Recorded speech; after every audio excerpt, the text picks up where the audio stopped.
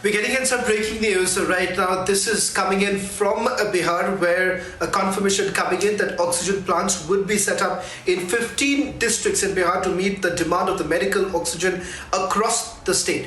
This plant will be set up under the PM Cares Fund. This comes just a day after when an in-principle nod was basically given by the Center for over 500 such plants to be set up across the country, and these plants would essentially be sponsored, or rather funded by the PM Cares Fund. We'll try and go across to my colleagues in Patna for the latest, but just a quick recap of what we know so far as far as the oxygen plants in Bihar is concerned. About 15 is what we have been told, 15 districts in which these oxygen plants would be set up. Going across to our senior editor from Patna, Prakash, joining us on the phone line. Prakash, once again, question essentially being raised about the preparedness of the administration. What exactly was the government really doing over the last several months where the numbers had essentially dipped even in Bihar?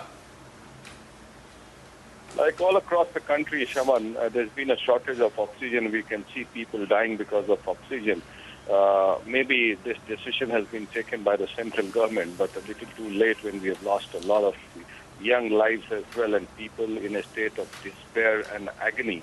But nevertheless, it's a welcome decision in crisis, and Bihar is also getting its share out of the 521 centers that oxygen plants would be installed. Bihar has got 15 districts.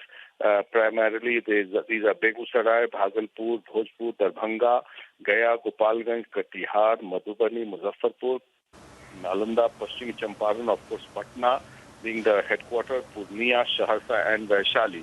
And this crisis of oxygen has really exposed the system in India, and but it's a welcome decision that people would get a sigh of relief, but it has to be done sooner the better, because we can see day in and day out people dying of because of oxygen.